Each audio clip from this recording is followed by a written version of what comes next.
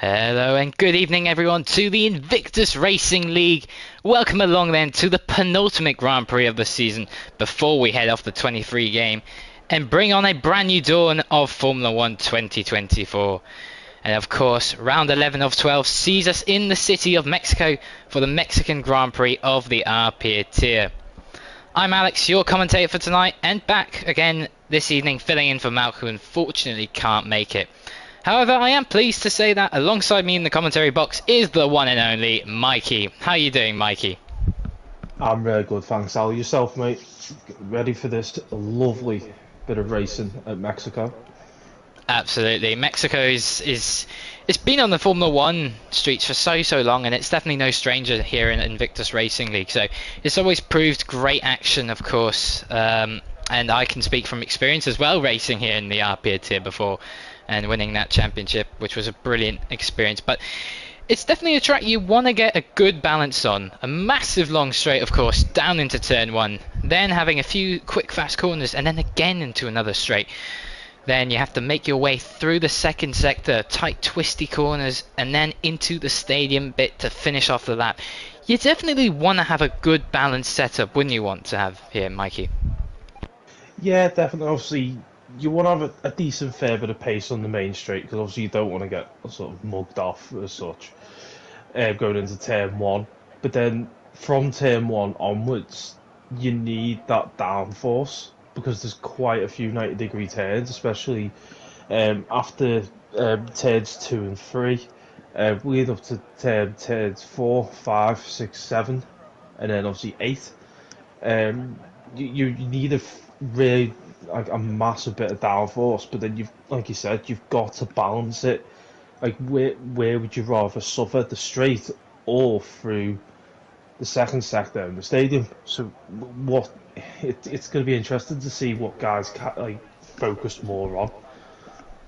Absolutely, and of course that all depends on how you like that handling of your car, whether you want to have that more aggression through the corners or keep it more calm and composed and have that straight line speed down into turn one, of course. But only 2 DRS detection points, despite actually having 3 of them located. The first and the second only using one zone coming out of turn 14, which is essentially the stadium section. So it really is a good opportunity when you make your move into turn one to stay ahead, as you get that helping hand the very next time you get DRS open.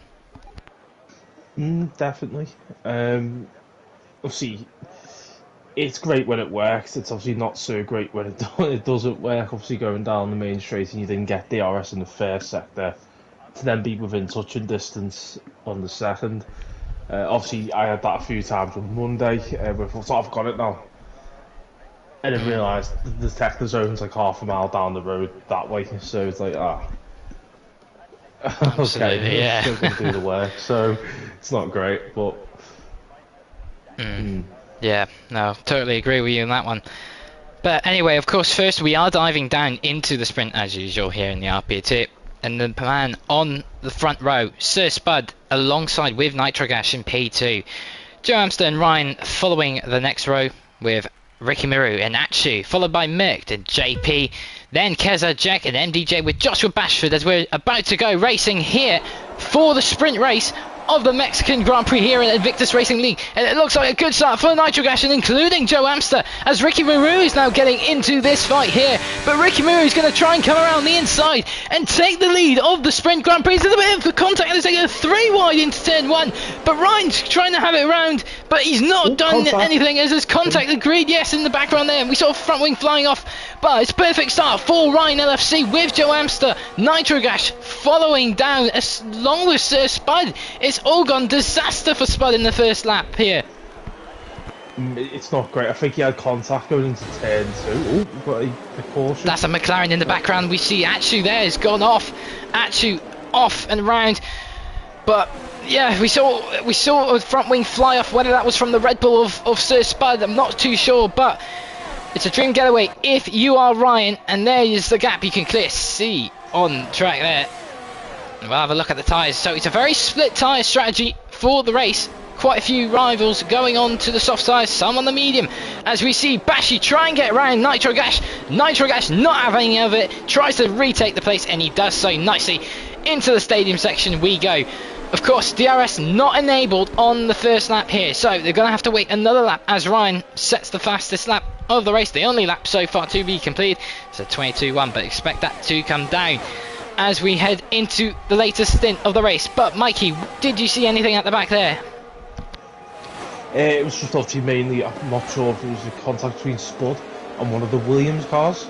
Just like you said, to be fair, I'd just seen an end plate. Oh no, just looking at Jack, his front left end plate's gone.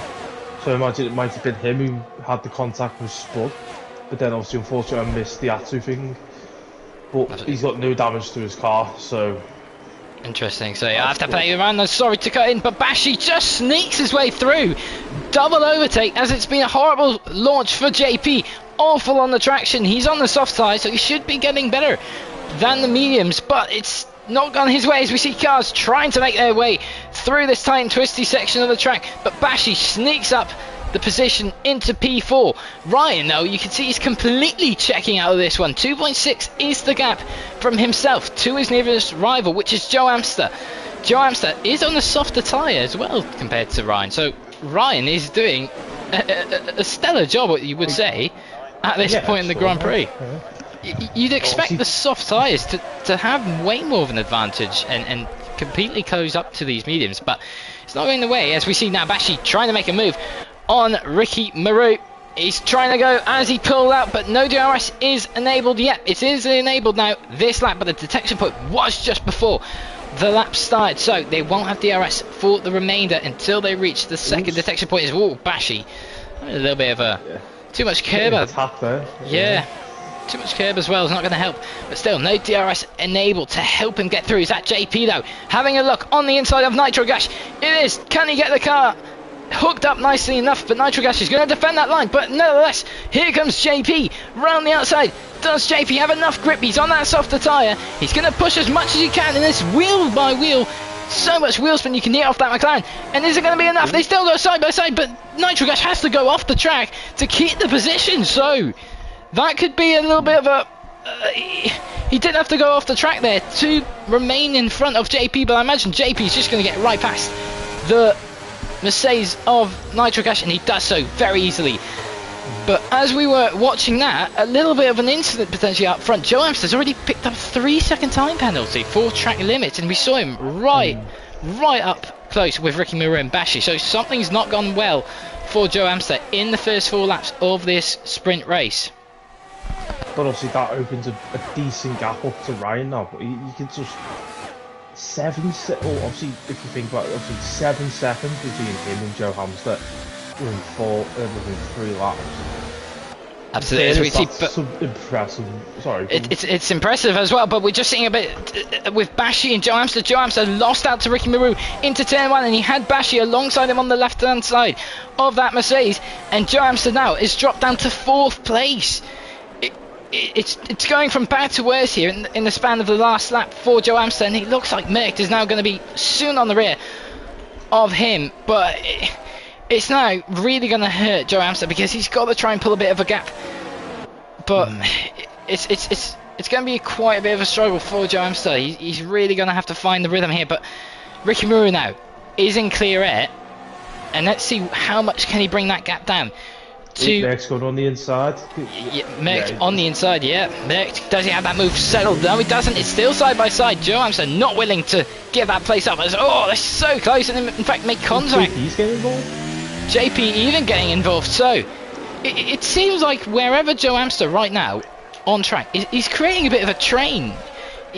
He's not being able to fight enough with Ricky Maru and Bashi, and now they've been let go. You can see the gap they've pulled away from Joe Amster's. Now Mecht pulls over, and now in fact JP's going to have a little bit of a look down. Can he get the best result from this little fight? He looks like he does, but Mecht is going to fight this one through. Mecht still has the advantage over JP, but JP has to sell behind, but the DRS again will be enabled. But the thing is, Merck does have that DRS as well from getting it of Joe Amster, but Merck having to take the defensive line from JP, holds through for now. But as I was saying, Joe Amster, every little fight that he's been in, he looks like he's the one who's somewhat making a train. So clearly not enough pace coming from that Mercedes, and he's not clearly liking something on that car.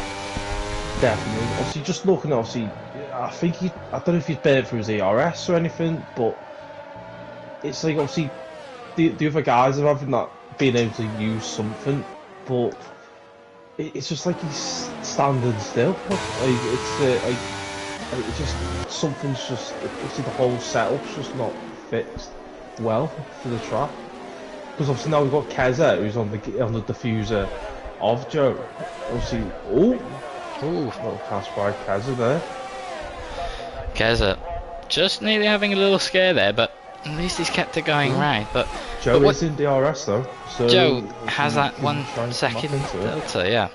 The thing is though, for drivers like Nitrogash, this is going to be very well, because the more they go into the Sprint Grand Prix, the more the mediums are going to start to come alive, and the mediums are quite a good tyre around here. As we see the McLaren, I should say, was that JP? Yes, it was JP. It went a little bit wide, so could be picking up a little track limit penalty there.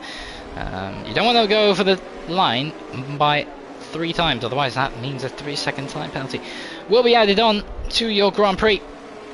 But like I said, Joe Amster, on the soft tyres, he does have Keza right behind him there, as you see, but that is also bringing Nitrogash on the medium set right on the rear, as you see how close Keza is to this part of the track. He's so close, he's nearly pushing him around here, but that's going to hurt him, as now Nitrogash gets a much better run through here. And does Keza have enough to make a move down for the stadium section? Not enough. He will get another opportunity though down the main straight. I think he's just waiting to see what these two do and then try and capitalise if there's an issue. Because you can see he was just taking his time going through that second sector then, just watching. Because it looked like Keza was going to send it a bit too wide to the left, but obviously, like you said, with the soft tyres and the mediums here, obviously Ryan's just still nearly 4 seconds ahead. And indeed, 3.7. Like you'd think at this stage there'd be some sort of you'd expect like a slight drop off, but then at the start, like, you would not expect Ryan to be that far ahead on the medium tyres. Absolutely, and we could see now a move coming from Nitrogash on the medium on Joe Amster, but Joe Amster just stays ahead. But again, now that a driver's passed Joe Amster, they look like they're clearing a bit of a gap already in these few corners, and it's leaving now Joe Amster on the back of another car. So something is not happy with Joe Amster or that car setup at this point in time. Is there potential damage? Maybe the front wing looks okay, but you never know. Of course, you could pick up very much easily possible floor damage or something like that. Bashi's got a 3-second penalty. Bashi's got a 3-second penalty. As we see contact between Nitrogash and Joe Amster. Joe Amster not living it. So it might be both in the Mercedes. If you're new to RP, of course, your car allocated teammate doesn't necessarily mean your actual teammate. So do take that in mind. But Joe Amster is not having any of it from Nitrogash, but I have a feeling he might have to settle here, as that rear wing for Nitrogash will open, and there it does. He'll have the slipstream, he'll have the DRS, and most importantly, he'll now take 7th place off Joe Amster.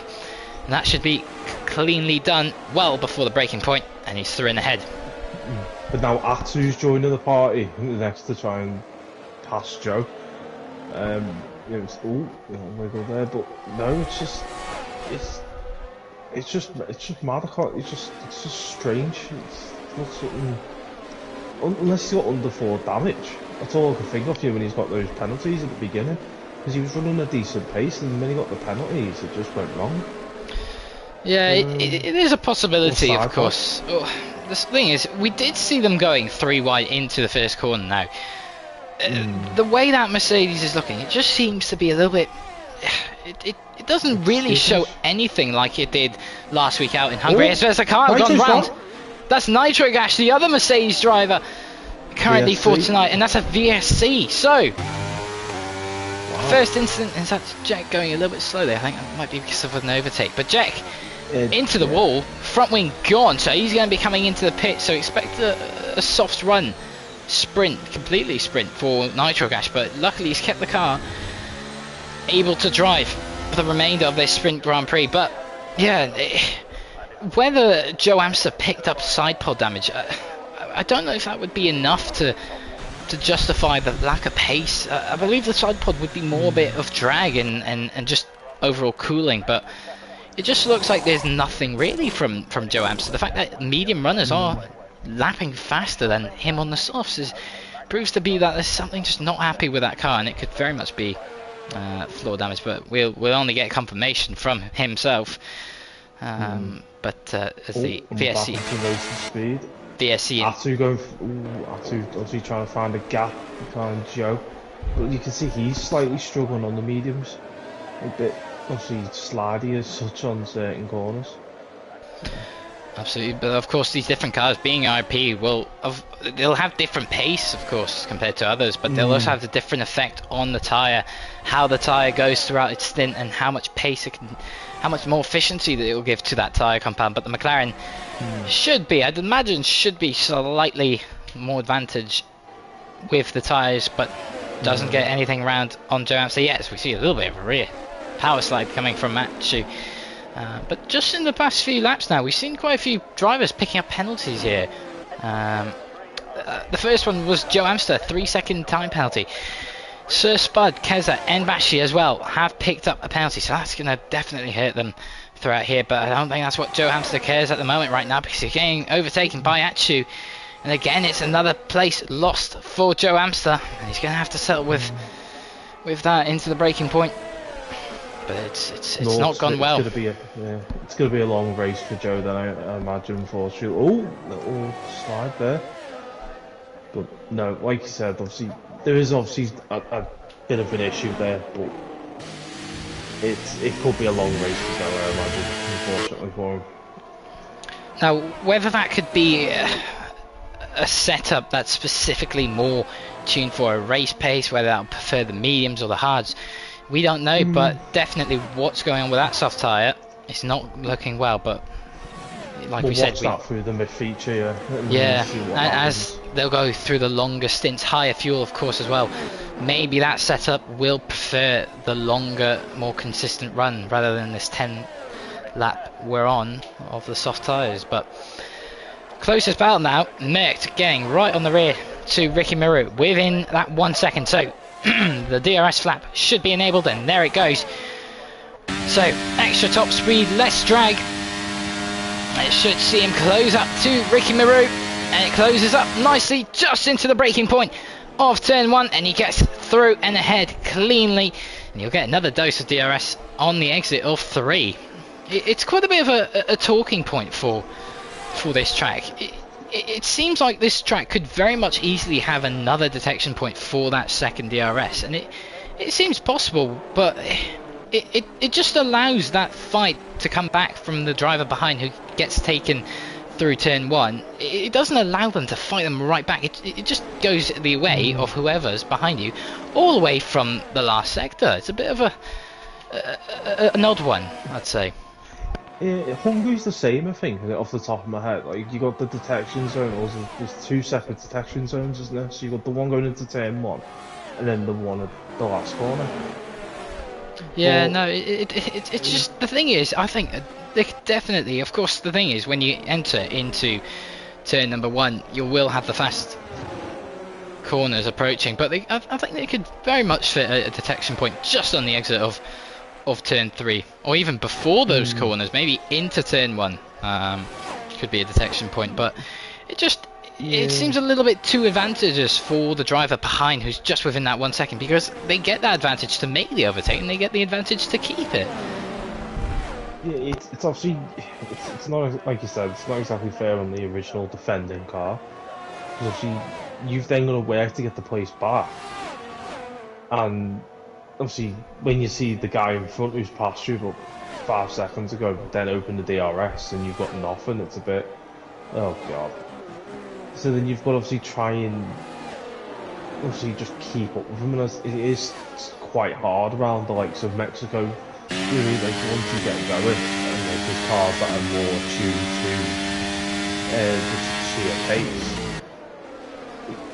it can be quite hard to keep up, and then you've got to try and call the deficit back in sectors 2 and 3, and it can be quite hard.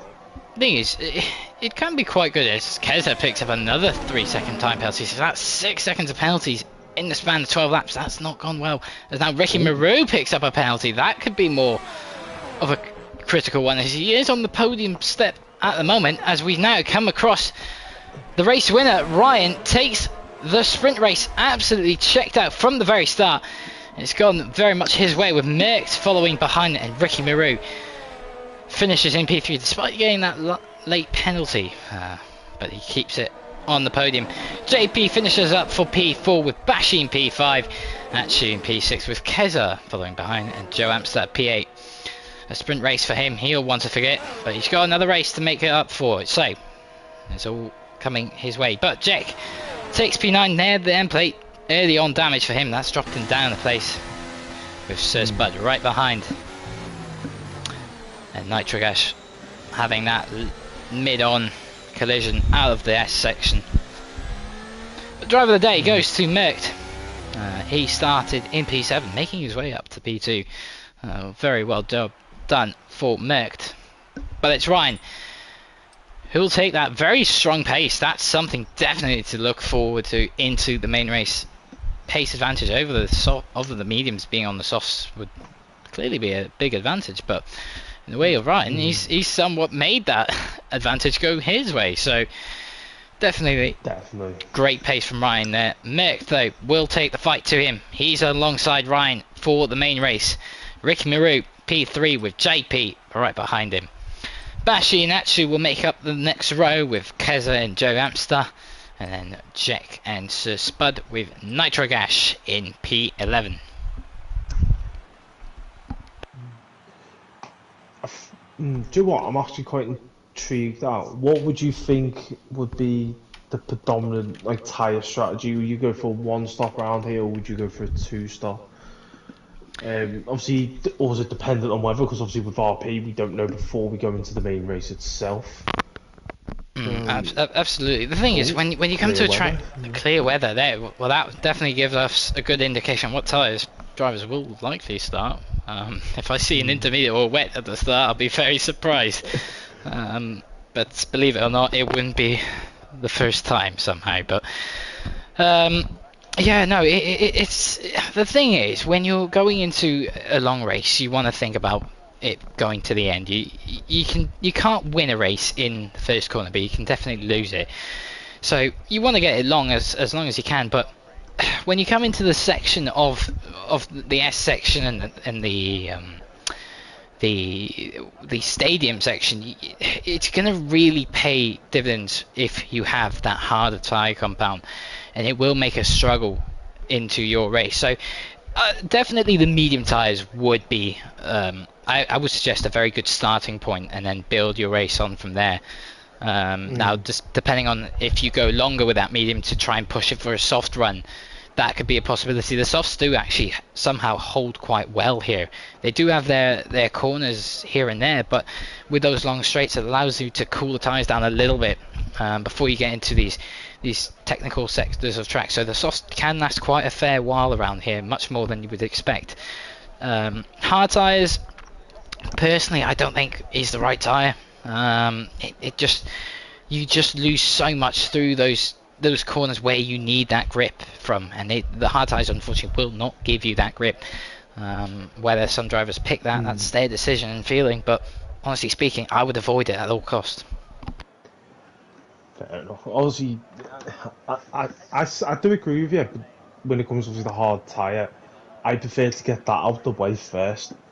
It's the way I look at it. Obviously, like you said, obviously I definitely do agree. Obviously, go medium to start off with, but say if there was a safety car for the first, say, 7 laps, I'd throw the hards on, get it to go so far, and then, because everyone's eventually going to have to pit anyway, and then okay, you will lose a bit of time through the race, obviously because of the grip or whatever, but I think it's 25 seconds around here for pit stop. Yeah, on average it's around 25 seconds. So, but if you can keep within that gap after that, or if you wanted to try it, when they pitted for say was it 36 laps? So say if it was like 8 laps, and we end up lost Keza. Just try and get him back in. We're about to start. Indeed, Keza unfortunately is left at the wrong time, but nevertheless, we're going to start the Grand Prix, and it's lights out, and away we go. Merck gets a much better launch off from Ryan, takes the lead now. Actually making up places, Bashi dropping through, but Ryan is going to try and fight back through and take back the lead of the race. But Ricky Maru's having a little look on Merck. It's going 3 wide potentially in the background with the McLarens, but Merck still trying to fight round now with Ricky Maru, and just stays ahead of Ricky Maru. Gets back through and ahead, but we didn't get a chance, of course, to see the tyres as it's very quick and early on the Grand Prix start. So Ryan optioning up for the hard tyre. So he's gone against what I feel, but of course he's in the driver's seat. He knows how that car will like it. So that's fair enough from him. But Ryan will be on a much slower tyre because Merckx is on the soft compound tyre following Bashi. So it's game on at this stage. Obviously, Ricky and Spud have also gone on the hards. Obviously, Atsu, Jack, JP, Keza, and Nitro on the mediums. But it'll be quite interesting to see how this goes. So, critically here, the soft runners, 3 runners currently on it.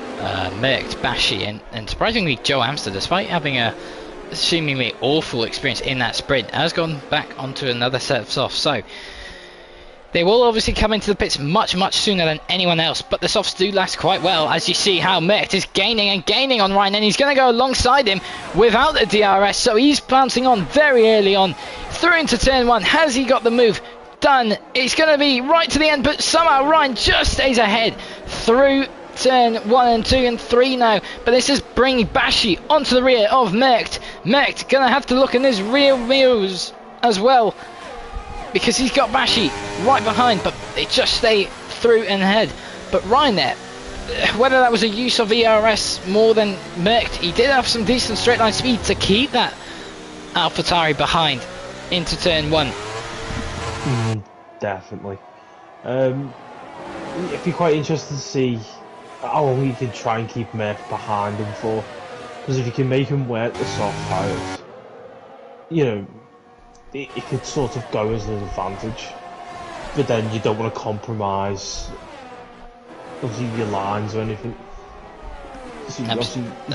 I know, watching Ryan, obviously watching the way he races the past season or two, he's going to make that car as wide as possible at every possible occasion.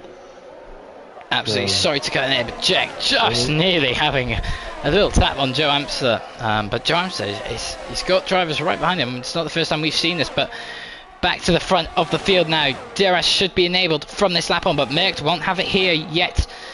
He's going to have to do the hard work at this stage. Does he get the move done? He's going alongside the likes of Ryan. Ryan will just have to try and settle with a little bit of contact and wheel bang, but Merckx gets through in the head, elbows out, and he takes the lead of the Mexican Grand Prix. What about Ryan though? Can he bring it back to Merckx? Try and take back his position, and then he will have to just settle for it at this stage. But now, crucially, the DRS will be enabled from the next detection point onwards. So, can Ryan just stay within Merckx on these harder tyres? That would be a very good strategy if you're in Ryan's shoes. Obviously use the DRS, obviously try to keep your ERS as long as possible around here, because it is so hard to recover it.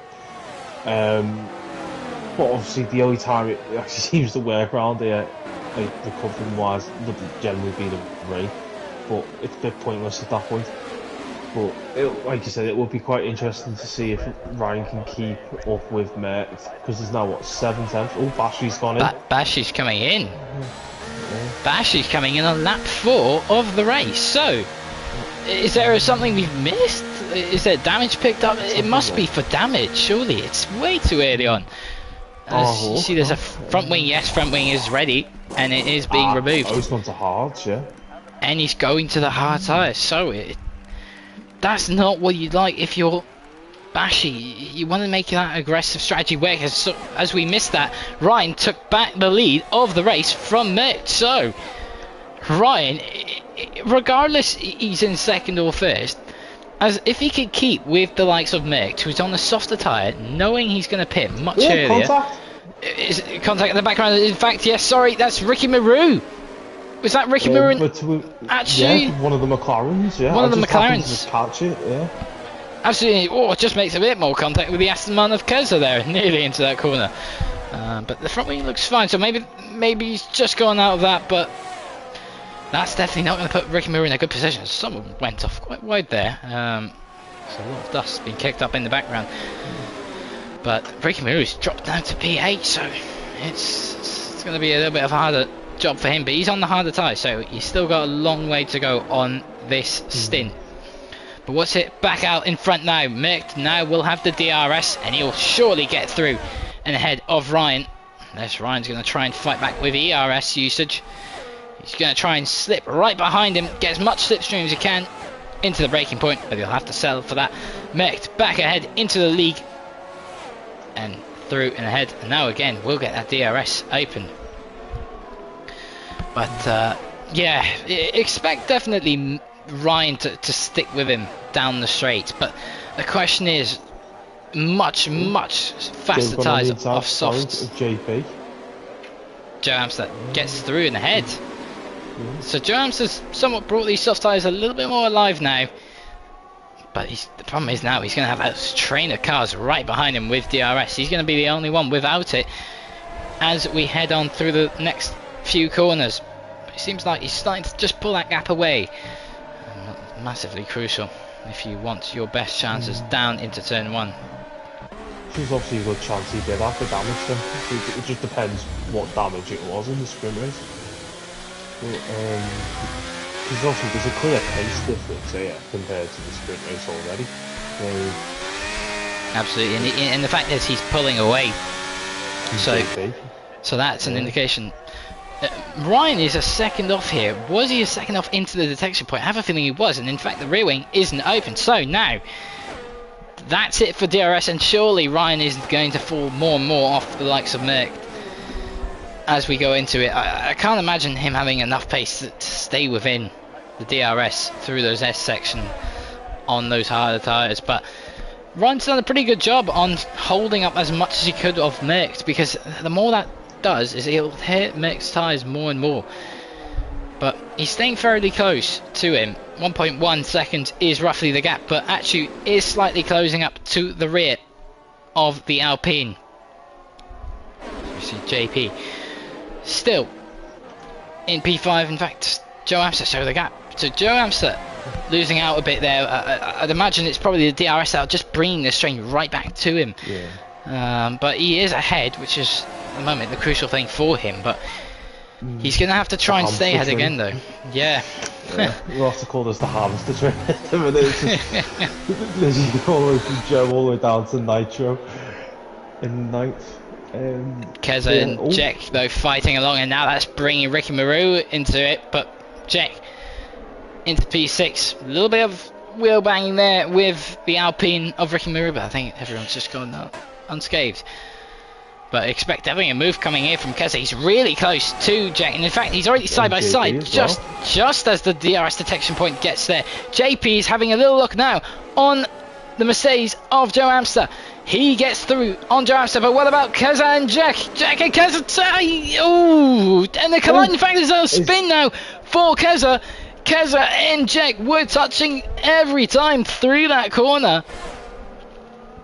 Not sure what might happen there, to be fair, but obviously that might end up with the stewards. I'm not too sure myself.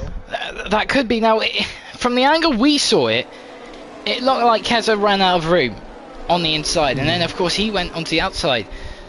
But Keza was pushed more onto the curb, and that's going to dislodge the car. I think the spin came more from being on the actual curb than it did off the contact. But was that contact and that spin a cause from Jack just not leaving enough room? Not too sure. Of course, we'll get more views to it for the stewards, and that'll be investigated surely after the race. But back out in front though, Mick starting to check out a little bit. 1.8 now is the gap, but Ryan keeping it quite close though, despite being on those much harder tyres. So he's doing a decent job this stage of the race. Just have to try and keep him calm and consistent. But evening in the chat to everyone. Good evening to Spud, along with Ellie and Keza. Good evening to you. But there's a little bit of a move changement. That's further behind. Ricky Maru gets through ahead of Jack. Now up into P6. Having to make his way back up the grid, of course, losing out heavily on a few laps ago due to that little incident, but at least he's running in the Grand Prix. Obviously, well, Bashi's 12 seconds behind, or 13 seconds behind, sorry, first blood. Oh, Jack's got a 3-second time penalty for multiple First time warnings. penalty of the main race now, so that's going to hurt. But who will be on next system? I have a feeling on a track like this, track limits is very easy to invalidate, but I have a feeling the more and more we get onto this, as we have a yellow flag, is that Keza? Keza? Keza's gone round somewhere, and he is round again. So it's all gone wrong for Keza in the span of this lap, but whether that was a driver error or was that an incident, not too sure now. Merck's pitted. Merck into the pits. Was that maybe taking that as a bit of an insurance claim, just as a yellow flag pops up, thinking could be a chance of a safety car or a VSC? So diving into the pits could be a chance, as now he's gone to the hard. So he's out and away. It's 5-second penalty for Keza. Speeding in the pit lane, and he's now retired. So that's just a retirement. Shame. Yeah. It's not gone well for Keza tonight, unfortunately. Keza was running up in a fairly decent position. That overtake and little battle with Jack started the chain reaction, which unfortunately has cost him now to retire. But now we have 10 drivers left in the Grand Prix. Hopefully we can try and finish with 10. But Merck onto the hard tyre now, so he's going to need a little bit of a while to fire these tyres up properly. He's got Spud, his nearest driver ahead, 2.1 now, the gap, in fact dropping a lot. 2.1 was took some time there. 1.7, yeah.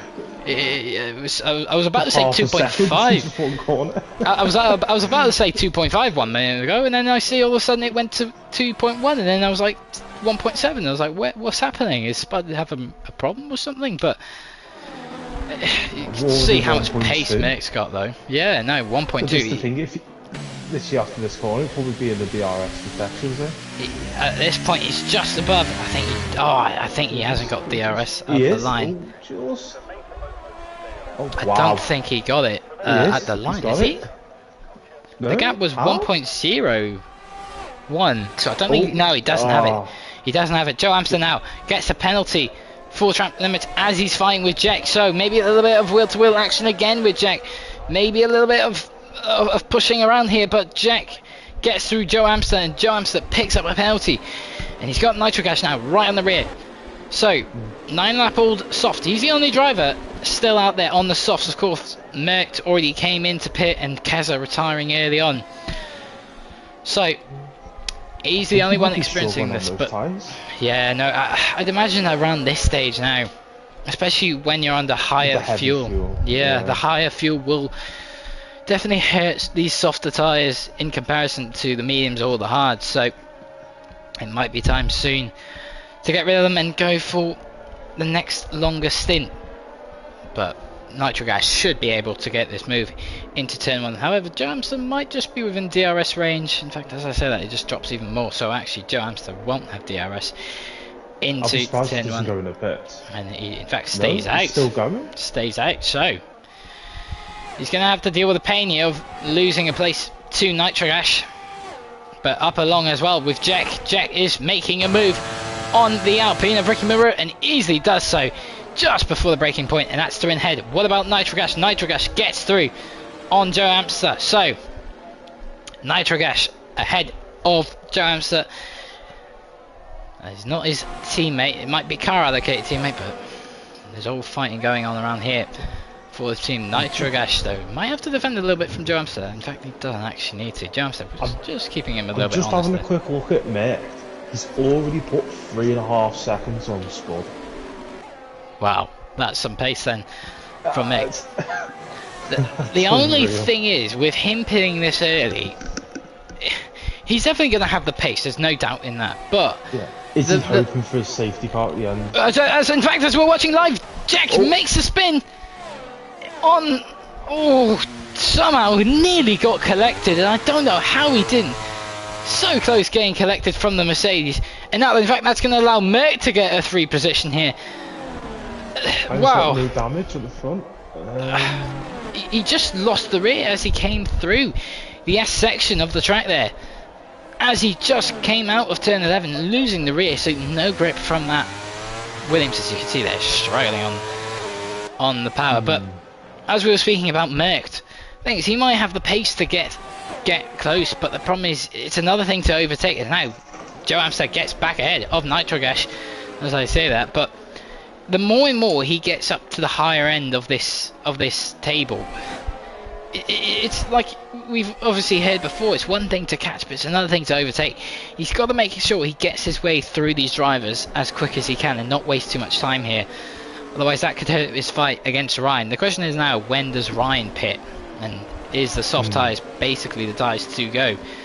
Despite I'll probably go the mediums, to be honest. If you can get to lap 20, I think you could easily do probably 15 laps, like 15, 16 laps, sorry, on the mediums. But, indeed, like you said, is he going to want to push it as far as he can?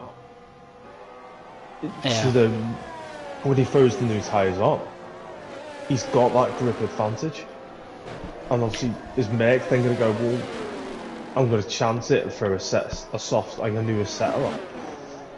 Very much could be. It very much could be. The thing is, though, Ryan in the sprint did go to medium tyres. He seemed to be in absolute wonderland compared to even drivers around him on the soft. So he definitely liked those medium tyres. As we see now, Joe Amstad gets overtaken from Nitrogash and through and done. But as I was saying, the thing is, you will be seeing the likes of Joe Amstad right now on a 12-lap old soft. So the fact that they can go this stage, that will definitely be on his mind throughout here. And remember, Joe Amstad started this race on the soft, so much higher fuel conditions than it will be towards the end when Ryan does have to make that pit stop. But I wouldn't imagine he's taking the softs out of mind, but he did like the mediums very much. So it's just going to have to be a wait and see really with Ryan. But if he's going to as well have to adjust to how Merc is progressing on, because there's no doubt Merc should now be ahead of Ryan when Ryan pits due to that massive undercut. Of course, Merc being on these tyres 4 laps ago, so he should have a much better pace advantage over Ryan. But yeah, it's just a real wait and see really. It could be anything really. It could either be a soft or a medium, but of course how the race evolves will determine that. I agree. I think it's going to be more of a sort of, I wouldn't say mind games, but more who's going to obviously roll the dice first. I think it's probably the best way to put it. I'm still surprised Joe's on the 13 laps off for a start. Oh, there you go, round Nitrogash is turn 1. Nitrogash and Joe Amstad. This is going to be something definitely to look forward though with Merc, because the thing is, these two have been overtaking each other lap after lap now for the past few laps. The problem is now, if Merc wants to make a move on the driver ahead of him is probably going to have DRS, which is going to make it a little bit tougher for Merc. But the thing is, he does have much newer tyres, so he should have a much better pace advantage at this point on track. As you can see, slightly getting the wheels to spin there, but he does close up on the traction points compared to these two Mercedes. So this is what I was talking about earlier. It's one thing to overtake and another to catch up to your driver, but how much does this hurt him now? As you can just see how much more traction he's got on his hard. How much will Nitrogash fight this run round? He'll fight as much as he can. He's still going to go around the outside, but Nitrogash just bails out of this one. But look how much more pace he's got. He's really on the back of Joe Amstad. Joe Amstad obviously going to be struggling on those 13 lap old softs, but it's definitely not going to be a walk in the park from there so far. Just the traction out of obviously the final corner then. Obviously wheel to wheel here going towards turn 1, but obviously Joe knows he's going to probably have to sacrifice the position. But like the ERS usage compared to Merc, and Nitro and Joe. Just the level, obviously, of what they've got left and what they've used. It's like, it's just one of them. Merck's just not even he's barely touched it. And we're obviously, as we're coming through to we're past the halfway point now. Despite being on a harder compound to the drivers, at this stage, this tyre would be a faster and more suitable option, but it just has so much more traction, and that's a big thing around the track like here. The undercut can be really powerful because of how much the tyre will suffer the longer they go into the stint. So you could just see it there, how much more pace he has over Joe Amster Nitrogash, and you can only imagine how much more pace he'd have over the likes of Ryan at this point in time. The gap to him with Joe Amster now currently having a look is at Joe Amster. In fact, Joe Amster defending from Nitrogash, I should say. But the gap with Merck to Ryan is now 9.2. So we see, is that Joe Amster going off the track? Was that him? Oh, it didn't look really nice from Joe Amster's. Now, sure, he comes into the pits. Joe Amster into the pits indeed, yeah. But as I was saying, the gap now 8.9 seconds between Ryan and Merck. So it's going to be an interesting one to see how Ryan responds to this now as Joe Amster goes for the medium. So that's surely hinting for a one-stopper, is it? With Joe going to the mediums? I can't imagine him doing a two-stop and only pitting on lap 16 for the medium tyres after doing 16 laps on the softs. He's going to have to make that stretch. I'm actually quite surprised. I would have gone hard myself. Obviously, with there being 20 laps to go. Or 21, sorry. But then it's... He was struggling on 15 lap old tyres, then I think it's like 2-3 laps more on each compound as the way it goes. But no, it'd be interesting to see if he can obviously get back into the race, to be fair with Joe. But like you said with Merck though, it's 7 laps to Ryan's 16 now. Thing is, I think Ryan's probably going to pit soon because he's about 4 seconds. The thing is, he has to pit. He can't leave this too late, otherwise it's just asking a lot from him to do. As we see now, Merck potentially picking up his next victim here. Who's it going to be? Is it going to be JP or Ricky Maru? As JP was nearly having a look on Ricky Maru into turn 1, but Merck now will have to sit behind this little fight here, and he'll try and pick up the best pace as he can. As you can just see the outright traction from Merck, so much more pace in that car, and he makes his way through into P4 from JP. He's now got Ricky Maru right ahead of him. But as I was saying, it was... Oh, sorry. But as I was saying, the fact that Joe Amster did 16 laps on the softs, it would be a much easier ask then to do 20-ish on the mediums. There will be a massive pace difference, regardless medium or soft, to the likes of Merck, because Merck would have been on a much older and slower tyre compound when Ryan comes in. So it's something to look forward as Joe Amster now picks up a 3-second time penalty. That's not going to help his race out any much. But JP still on the back-ish of Merck, but Merck must pick his way through Ricky Maru into turn 1. So you can see Ricky Maru struggling to get the power down, and that's bringing Merck right on the rear. DRS open, in fact, goes alongside before opening that DRS flap, and he's through ahead into P3, back onto the podium place, and now he can see his next driver ahead of him, which is Atsu. Is that maybe Ricky Maru having a little bit of a look, but backs out of that. But the next driver, Atsu, ahead with 2.6, in fact no, not 2.6, it's now 2 seconds already, has Merck pulled out. And of course he gets DRS. I'm actually intrigued how he finds the time, because I can't do something like that. Because I watch some of the guys who do this. Obviously, I understand RP's got different, different cars, obviously different, statistics or whatever, performance ratings in the game. But then when you watch them on RP, and you think, I can't do that in a normal of the tier cars. It does make me wonder how they're able to make that work. But then it is incredible regardless. Obviously with Merck, obviously on those hearts especially. But then the one thing I'm wondering is he's had to go through quite a bit of dirty air. Absolutely is. Actually, he's gone for a very different line as he's pulled in. Different line through there, but Merckx is ahead. But now Merckx is going to get a free bit of DRS for these next 2 straight, so that's going to definitely help. There's a gap now, 5.6 seconds between Ryan and Merckx. With around 16 laps to go when we next come round, it's asking an awful amount from Ryan to try and make his way back through ahead of Merckx if he has that opportunity. Now the question is if Merckx is going to the end or not. Now if he is, it's still a long ask for him to do, but 26 laps, yeah. Yeah. If I was Ryan, I'd pit now. Pit now for the mediums and go with what you're comfortable with. Because he did 12 laps easily in obviously the sprint race. If you can literally just throw the mediums on now, okay, you'll be behind Merckx a bit, but Merckx will have to pit. Because surely those tyres will not be able to last. But then I said that with the Dutch Grand Prix, and both, I think it was JP and ironically Joe Hamster. Oh, and there he is coming in. Who's coming in? Is that Ryan coming in? Yes, it is. That's Ryan coming in. So here we go.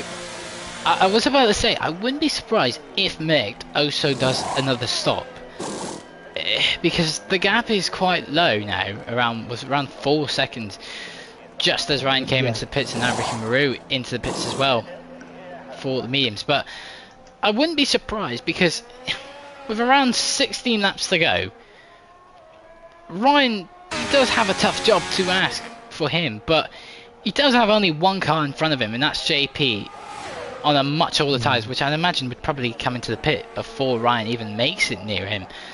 But the gap would be around now 15 seconds between Merckx and Ryan, so it could go down to the wire, because the more we go into this race, the more Merckx will struggle now, because he is already on the 11 lap old hards, and that'd be what? That would be, in fact, if he was to go to the end, it'd be what, 27 lap old hards if we go to the very end of this race, which is quite a long stint. Remember, Merckx did come in very early, in fact, on the soft, on the softs, yeah, in comparison to Joe Amster. So definitely keep that in mind.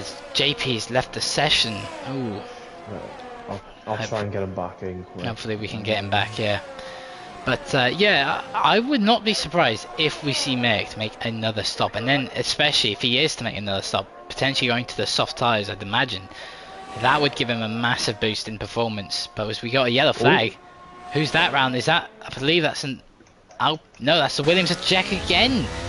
Through the corner, Jack struggled again through this section of the corner, so I wonder if that's just a spin. Hopefully he's kept the damage clear. No, he hasn't. He's got that right end plate gone, and he locks up into the corner, entering the stadium section. Obviously JP, I'm not sure if it was his AI or because I've seen him rejoin, but obviously he has pitted for the softs. So soft tyres onto the McLaren, but if that is the AI, that could be a massive indication then if it's ready for the softs, because the strategy would have probably had it ready. Whether that was done by him, I probably imagine it was, but maybe it was done a little bit too early.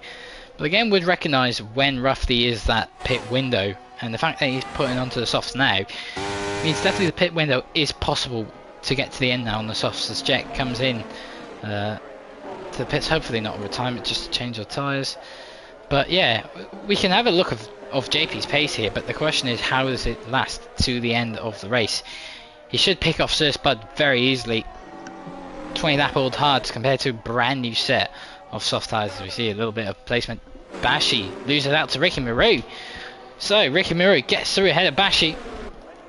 Much fresher tyres and faster. There's so, JP. JP gets through Spud. Fair play to score 20 laps on them, mate. They must feel like he's ice skating at the minute. Like how he's doing it, I don't know. They surely can't figure it as Bashi. 5 seconds in the speeding, and now Jet gets a 3-second time penalty for track limits. So the way this race is going, if track limits is going to be a massive thing at the end. Luckily the game calculates to that and puts drivers in the right positionings from the driver timings, but it looks like quite a few drivers tonight could be getting penalties. Now, there are only 4 drivers. I think Keza did have a penalty. Of course, he's retired now, so we don't see that. But Bashi as well has a penalty. So 4 on track currently have a penalty to serve. But the more and more we go through the stint, the more and more front tyres will less likely turn, and the more and more you creep up to that white line. And if you go over it 3 times, that's a 3-second time penalty coming your way. But as we were saying with Sir Spud, 21 lap hold hard, very good job from him to keep that going. But then you need to remember though, if Merckx is going to the end, that would be a 27 lap hold tie. But there you go, Merckx has responded to my comment right there. He's into the pits. So here we go. Are we going to see some soft tyres waiting for him, or is he going to go safe on the medium? He's going for the medium, so he's playing it more of a consistent game to the end. Now he's going to come up behind Joe. Yeah, he will, and he'll come behind Atsu as well, and in fact Ricky Maru. We've seen Merckx make his way through once though, but we've seen Merckx make his way through the grid here, but that was with a much fresher tyre set. If I'm being honest, the difference in tyre laps here around him is not that much. Only 3 lap older tyres for Ricky Maru, who fired up their tyres. Joam's okay, a little bit older, but 7 laps.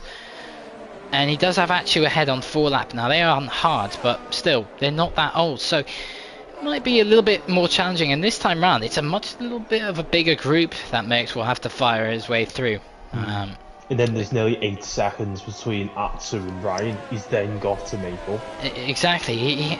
Now, despite going for the softs, what this does allow Merckx to do is he knows that these tyres are 100% going to the end of the race. So whatever pace he brings out from that AlphaTauri, he knows that he can get that car to the end of this race. But does he have enough grip to get through these little bits of fights up ahead, as you can see? And does he have enough then to chase down Ryan? And will he have enough to even make the overtake? We'll find out in the next 13 laps or so, but he's already on the back though of Ricky Maru, but Ricky Maru will have the DRS, so Joe Amster surely going to struggle out here. In fact, might even lose out to Merckx, but already Ricky Maru pulls out ahead of Joe Amster and gets the position back onto the podium for Ricky Maru after that little mistake earlier on. And now Merckx having a little bit of a look on Joe Amster, but can't get anything done. Joe Amster's going to be trying to slow as much as he can here of Merckx, and he's going to lose out as well. Joe Amster has a massive slide out the corner. He's kept it out of the wall, but that means he'll have to sell for the position. But I had a feeling Merckx was going to get him anyway through into turn 4. But Merckx now through in the head. That's Joe Amster going. Joe's. I hope he knows the track layout right now, because it looks like he's having a little bit of a hard time finding it. But a little bit of a Kimi Raikkonen back in Brazil moment, going completely nowhere. But he's back on the track. I hope he goes the right way. So that's a yellow flag. Oh, is that Joe? That's Joe Amster. Joe has spun it round. Joe Amster, you saw the rear struggling through those corners and then going off track completely. Now has costed him having a spin. That must have been purely him. The front wing seems to be alright. He was on the grass. Didn't look like he made actual contact, but I can't imagine that's any good for your floor as you cross over the curbing. But now, Atsu and Ricky Maru. Ricky Maru makes the move on Atsu, but Merckx is going to try and make the move on Ricky Maru, but gets only one McLaren. But can he get the other one now? The other driver, the Alpine of Ricky Maru, surely he's going to have... Still got DRS. He's got DRS, but so does Ricky Maru, despite being behind that McLaren now.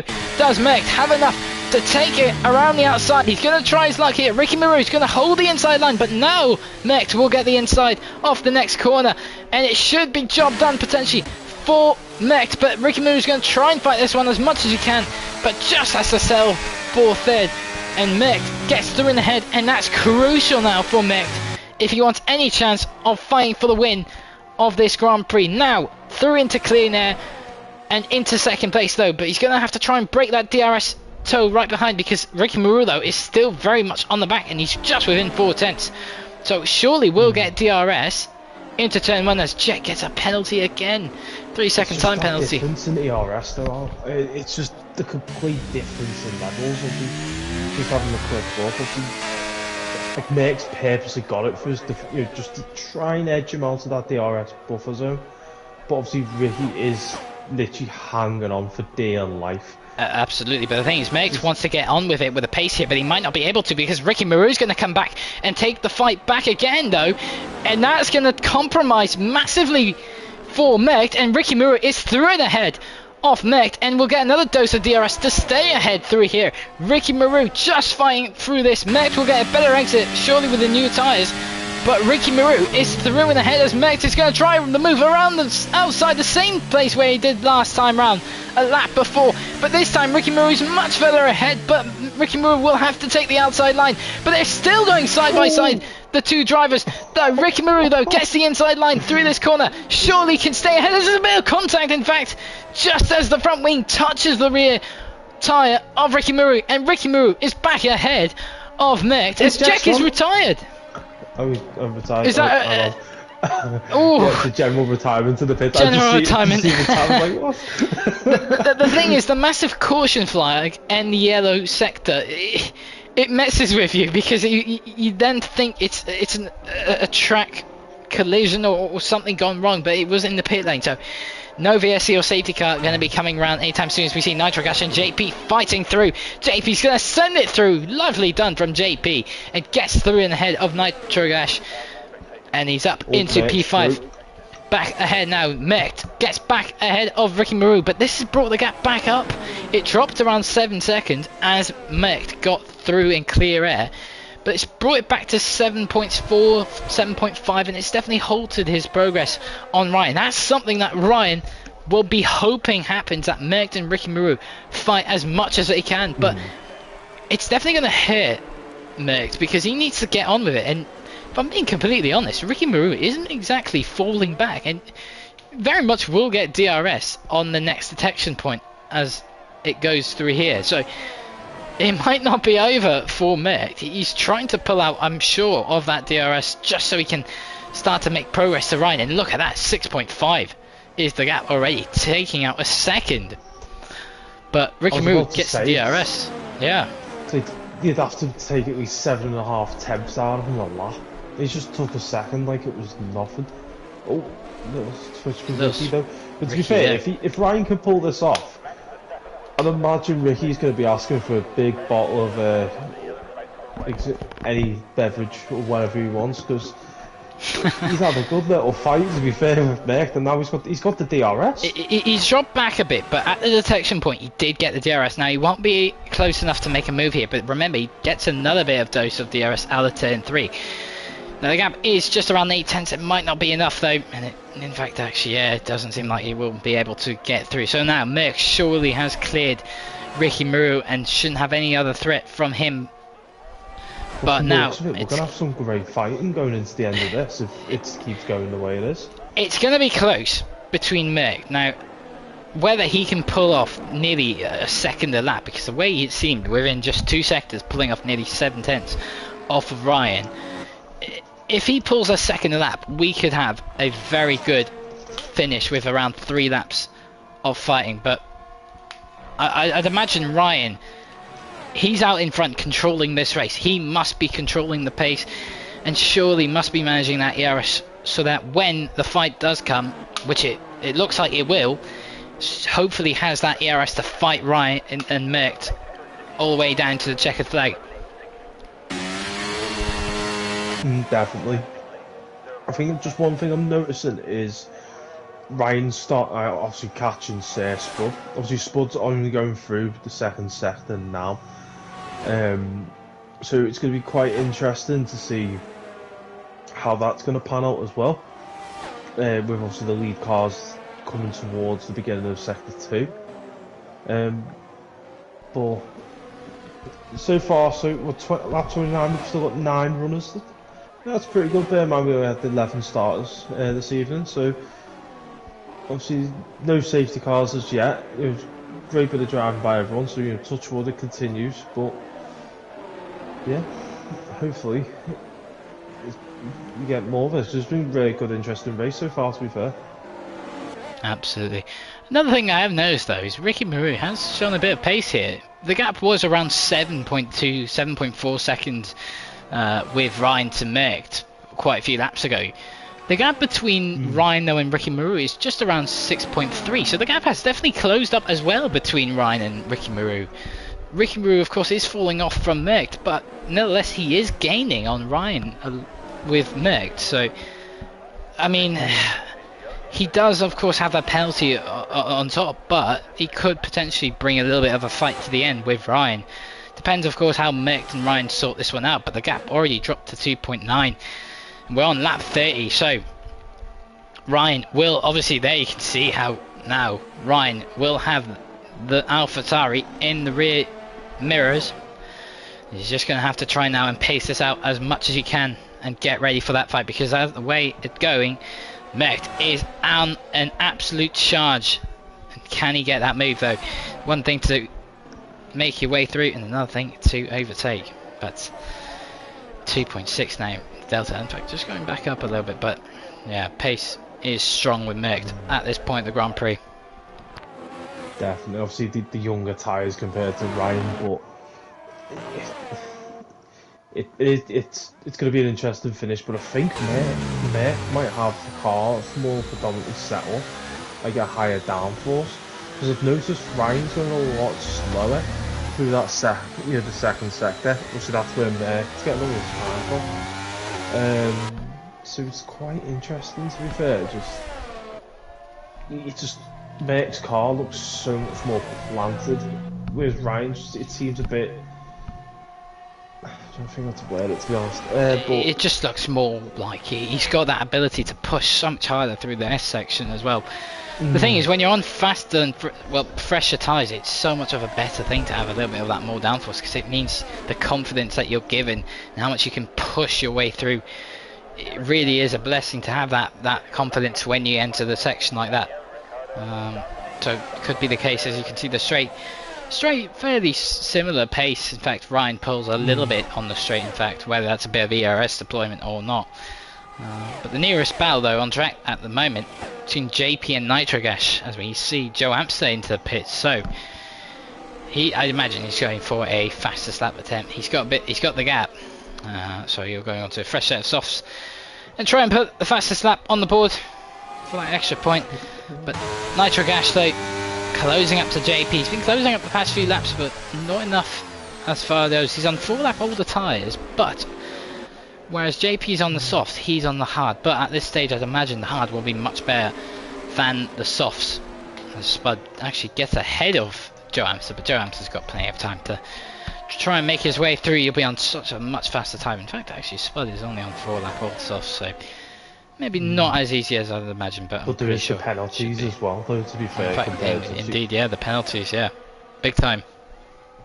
Good call with that. In fact, is that Nitrogash? Oh, nearly having a look on JP and sending it through there, but he decides to back out of it, and he is going to get some DRS. But the thing is, Bashi now is coming up to the end of this little squabble here, so Bashi as well will get DRS well within the second. And now Nitrogash has an opportunity, best chance yet probably for Nitrogash on JP. DRS enabled. He'll pull to the right hand side as JP tries desperately to break that toe, but is it enough for Nitrogash? Oh, just not enough. He can't get his way through JP these past few laps. And he will get another chance through here if he can get a slightly better exit from the Mercedes, and he looks much closer around this lap here. Will it be enough? And it looks so close. Will Nitrogash try and send it around the inside? He just can't do it.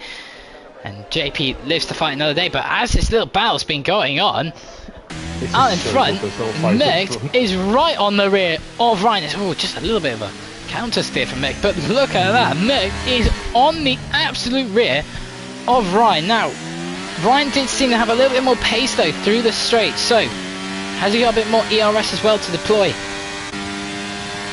You see, in fact, he does start to pull away quite a bit through there as he deploys the ERS. Now, the main factor is that DRS, the rear wing flap, opening for Merckx. Will it be enough to go into the lead of the race? He just has a look, but has to back out of it. Ryan stays in first, has to defend through here. He needs a good exit, though, if he wants any chance to keep in that first place. Problem is, Merckx is going to have much better traction on the slightly fresher tyres. And he will have the DRS now. He's going to try and look around the inside, but Merckx has to stay back from the Alpine of Ryan.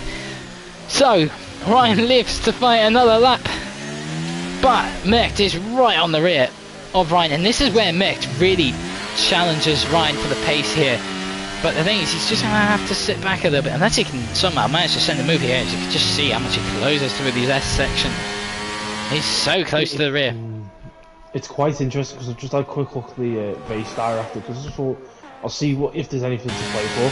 Both the guys won 2 warnings, so this is going to be quite interesting now. Like, if a penalty goes either way, that it's done. You know what I mean? They've both got it early on in the race. Absolutely. They have to keep it within the lines here. But it's quite interesting to see. They can't obviously just try and take that extra advantage for the slap on the wrist. But and there's Merckx on the left-hand side. Merckx should get this move done, and he has gotten it done, and he now takes the lead on lap 34 of the Mexican Grand Prix, and he's through in the head and gets the DRS again through. But we did see it with him and Ricky Maru. Ricky Maru did manage to stay and fight Merckx for like another 2 laps with this little DRS. So as long as Ryan can stay with it, and we know Ryan's got a little bit more straight line speed than Merckx. Now he has to survive through this section, but as long as he can do that, it's not out of the woods for Merckx. Of course, the gap only around 4 tenths here. So Merckx just needs to try and bring that gap up bit by bit, whilst Ryan needs to close that through here. So you see now the DRS, the 3rd DRS of the lap for Ryan. He can try to bring that gap down, but Merckx just trying to pull it up just to 7 tenths.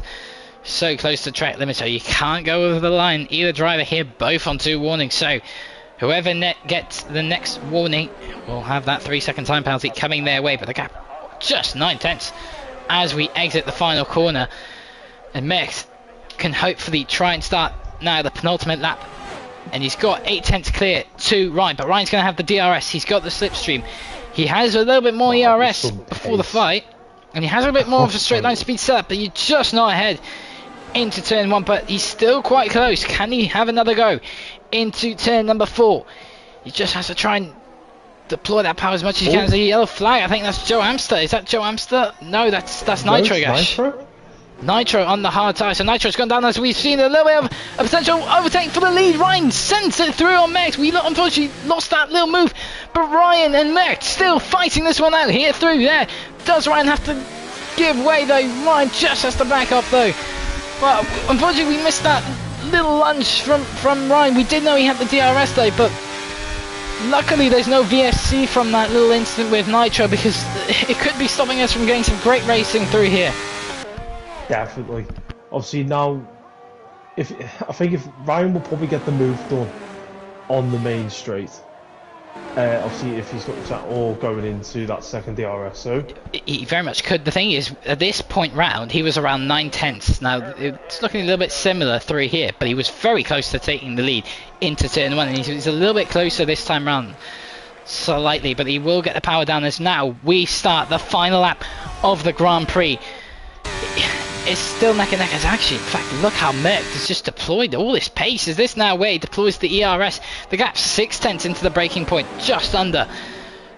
Merckx might have it covered, despite Ryan having that DRS. It depends how much ERS though Merckx got, but I'm sure Ryan's going to deploy everything he's got to try and get through in the head. He will get a DRS, but I have a feeling he's too far back, and you can see it there. Nothing more doing. Ryan has to try and make his way through if he wants through this next section of corners, but I have a feeling now Merckx is going to check out, and you can see now the gap increasing. There you go, Merckx through, and he has more ERS. In fact, at this point the race has another penalty on the final lap, goes to Bashi. So that's going to hurt 8 seconds currently now on Bashi with that 5 seconds of speeding in the pit lane. 3 seconds though goes to Ricky Maru and Joe Amster. And I believe Jack as well had quite a few penalties, but he's retired already. But now the race leader comes into the final part of the track. The fireworks already displaying into the stadium. Merckx did the opposite strategy to Ryan. He went for the 2-stopper, and it's paid off well for him. Merckx takes the win in Mexico. Round 11 of 12. And Ryan has to settle for second though. Brilliant fight though to the end. Ricky Maru, welcome back to the podium after that very early on mishap for him, but he's brought it back and he's done a brilliant recovery for Ricky Maru. Atsu though crosses the line, takes P4 with a little fight still going on between Bashi and JPH. JPH has picked up a penalty through that little battle. It won't disturb him in the fight with Bashi because Bashi's got a bit of a penalty. He's like, oh, collided. Or has he run out of fuel? Out of fuel? Bashi running out of fuel and he gets a 5 second. I think that's just the unserved penalty. Nitro Gas though will pick Bashi off because of that penalty. And Joe Amster now next through into the final corner. Not been an easy night for Joe Amster. Struggled in the sprint race and it's looked like it's been a struggle again tonight in the main race. He'll have to settle for P8. And last but not least, Sir Spud comes around the final corner and he'll take the finishing position, P9 for him. But that was a close call between JP there and the Williams of Bashi. So I wouldn't be surprised if that gets looked upon. But your driver of the day, Merckx, did the hard work, did the more aggressive strategy, doing the two-stopper, and it certainly paid off for him. And he'll take the top step of that podium. But Ryan, fair play to him, he did everything he could, had an amazing sprint race, and he definitely pushed though Merckx to the end there. He kept that one very, very much enjoyable, down to the wire. Merckx though, happy in that P1, surrounded by the Alpine boys, but I'm sure he does not care. He sprays a champagne over the crowd. Just a brilliant result, to be fair, for Merckx. Obviously, to be fair to both Rick and Wright, it was a really good result for the pair of them. So, obviously, you'll try to get some comments from the guys, and we'll try to get Merckx in for a quick chat. Absolutely, yeah, no, but your race winner, Merckx, is victorious in the streets of Mexico. Ryan finishes second with Ricky Maru on the final podium position, followed by Atsu and JP. Nitro Gas follows behind with Bashi, Joe Amster and Sir Spud, your final driver of tonight. Finishing the race with Jack right behind. And then the first retirement of the race was Kez, unfortunately. And that makes the top 9 across the line. Let's see if we can get the drivers into the commentary box. And I believe someone has just joined. And this is Merckx, I believe, yeah. We do know Merckx is on cross-platform, but I do know he's got a PlayStation account, so he should be able to join in. We'll have a look if we can get Ryan, maybe, as well. And Ricky Maru. Ryan's on Xbox, but I have asked for comments from both of them. Okay, great. So hopefully we can get a word. Hopefully we can get a word with them. But I believe this is Merckx in the commentary box, if I'm not mistaken. So we can start with an interview of Merckx. Well, Merckx, you had the harder job there. You went for a two-stop race opposed to the one-stopper. It looked like it went down to the wire, but you made the moves. You got your way through the grid, and most importantly for you, you got P1. How was that race for you, Merckx? Yeah, it was a good race, some nice battles with everyone. Everyone kept it clean. Yeah, it was a nice race, and no safety cars, which was nice. Absolutely. We did get a few glimpses of yellow flags, but luckily we didn't get anything interrupting. We did see an early yellow flag that came out, and as that yellow flag came out, you went off the soft tyre quite early on in the stint. Was that a deliberate thing known from the start to go off the soft very early on, or was that maybe a little reaction call to potentially being a VSC or a potential safety car as a yellow flag did come out through that bit? No, the plan was always to pit pretty early. Eight laps newer tyres is more than enough to be able to start gaining a good few seconds a lap back on everyone. So no, it was intentional to pit that early. Absolutely. You did make your way though as well through the grid. You had so much more traction than the others, and that proved well for you to get through ahead. Really crucial. But at the end there, you seemed like you had your ERS to burn on that final lap from Ryan, but through a track like this, you seemed like that car was way more planted through the S sections, providing, of course, more pace. Was that more of, you're better off, because of course on a track like this, it's so critical to have that straight line speed into turn 1 and out of turn 3 down into 4. When you come into a track like this, is it very much you just want the best balance, or do you really want to make sure you have that downforce critically in those corners? Yeah, I mean, downforce, the more the better. But obviously, as you know, Mexico has a very, very long straight. And to be honest, yeah, this weekend, yesterday in Tier 1 and today's race, I went with a lower wing setup than I normally would, purely because of MDJ. He always drives lower wings and just absolutely dominates you on the straight. So, yeah, that's why I had a bit lower wings. So, yeah, the S section was a bit more difficult, but I think the newer tyres kind of made that transition a little bit easier. Absolutely, and of course, when you race an RP, the car performance, of course, there's a difference in pace, but as well, their strong points and their weak points also reflects into all the cars you get. And you being in the AlphaTauri, I believe, is quite a. Of course, it's one of the slowest cars in the game, but despite that, you bring the lower wings than what you would have maybe last night would help counter that.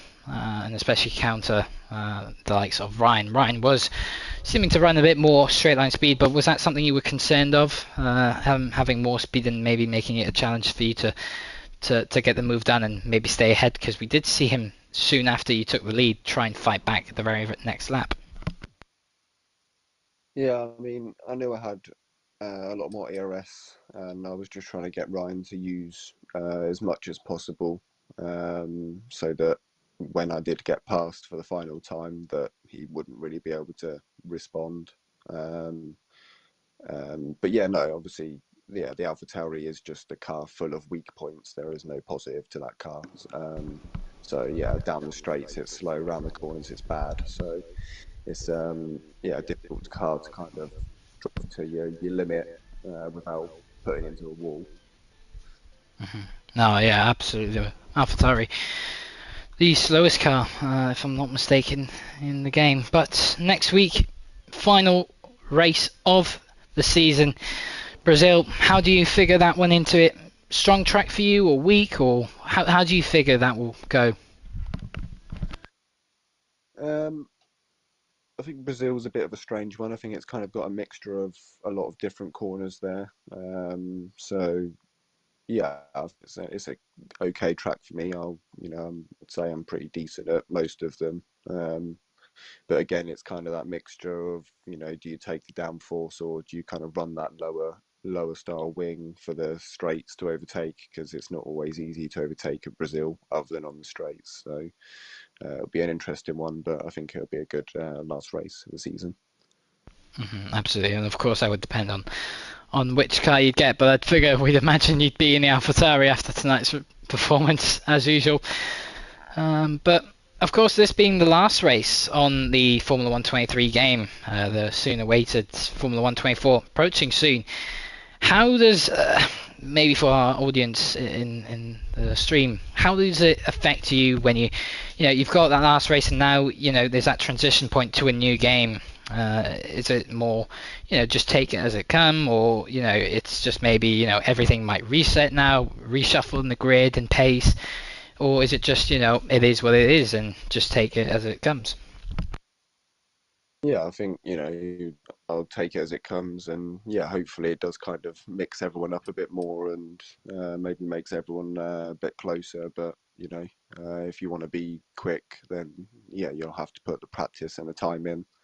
From what I've seen of the game, there's a lot of differences, so I think it'll be a difficult game to kind of get used to. But once you're used to it, I think yeah, you'll be able to pick up the speed quite quickly. Absolutely, it's with any change of game, just getting used to it in the time on the track. But nevertheless, congratulations, mate. Thank you very much for stopping by, and well done on that win tonight. Congratulations. Thank you very much. Well, ladies and gentlemen, that was Mercked, your race winner for tonight's Mexican Grand Prix of the RP. I'm not sure if we've got anyone else though in the commentary box, or if there's any comments that have come through. I know you do have some comments from both of the drivers. So obviously Rick and Maru basically stated he had a bad strategy, no pace for those two. He did try to hold up there for a miracle, maybe hoping he was going to get track limits or something, but obviously no chance. But to be fair to Ricky, he did a good job. Like, to be fair, so he did do a very good recovery, because if I'm not mistaken, he had a little bit of an incident at the start of the race that dropped him down to, I think, P8ish around. Yeah. So in fact, he did make his way back through the grid very well. And I wouldn't say P3 is a bad result at all. It's a podium. So coming from, but especially where he came from towards the start of the race, it's not an easy thing, of course, as a driver when you drop back, but as well mentally, you know, it just gets rid of your rhythm and just, you know, your overall confidence when you have something like that go wrong early on in the race. And it's not easy to get back into that rhythm, but Ricky Maru nevertheless did that job very well to bring that into P3, so I think that's a fair race for him. Definitely. Obviously from Ryan, got a great start from P4 to P1 in the sprint. I was happy with the result. It was a fun feature race with decent pace. Had a good battle with Merck in the first and final stint of the race. Well done to him. Congratulations. To be fair to Ryan, he absolutely... But one thing I was going to ask Merck though, I was going to ask about his downforce, but he did say about he had lowered wings, but you must have had higher wings than Ryan, so I'd be quite interested to know what Ryan was running overall. But no, fair play to obviously all the guys who finished the race tonight. Obviously I know not so many people around the likes of Mexico, it's not easy, but no, fair play to a lot of them for taking part this evening. So. Absolutely, no, and fair play to Ryan and Ricky Murray. Unfortunately, we can't get on the commentary box, but we've luckily gotten the comments from both of them. But nevertheless, congratulations to them too as well. And it's been a brilliant night. As we see in the comments, as we see Spud congratulates the top three. And actually, in fact, Ryan, I believe that's Ryan. It's a Ryan in the chat. Says he ran 32.29. So, unfortunately, we didn't get an exact number on Merck's wings, but he did say he was running slightly higher than Ryan, but lower than what he did in the tier 1 last night. But I wouldn't be surprised if Ryan's was a little bit... well, we did know he had more speed. So I'd be curious to know what Merck had then on his wings, because there was definitely more straight line speed on Ryan's car. But thank you for that, Ryan. We can hopefully get a bit more clarification from Merck next time round if we get him in the commentary box. We'll ask him about what his wings were, because it clearly worked for tonight. Yeah, that's been it though. It's been a hell of a ride tonight. And if there's anything else you'd like to say, Mikey? Don't think there is, mate. Obviously, I think Brazil's going to be an interesting one. So, obviously, Monday night, it was our tier 3. So if you want to potentially see me crash out, watch that. I'm not commentating that once, unfortunately. I can't organise that, but I might put in a little comment to have a look at you. I know both Joe and JP will be commentating on that one, so if you could pop in, you can have a look at that. Tier 2 on Tuesday, and Tier 1 on Wednesday. That's correct, yeah. And then you can also rejoin us next week. Final race of the season, of course. Final race, so that's final race as well on the 23 game. Some might not like that. They prefer their pace on this game. Some might be very much willing to get this game out and away and through into the new F1 24. But nevertheless, it's been a pleasure, as always. Whether I am back next week, that's another question I'll have to be answered shortly. But regardless, the past few races I've commentated, it's been an absolute pleasure, especially alongside you, Mikey. And yeah, it's and maybe hopefully more in the future. But do join us next week. Still one more race to go for all the tiers, and we head to the famous Sao Paulo for the Brazilian Grand Prix. But ladies and gentlemen, I'm Alex, and alongside me was Mikey. We thank you very much for your time, and we hope you enjoyed that, and we hope to see you soon. Thank you very much, and good night. Bye bye.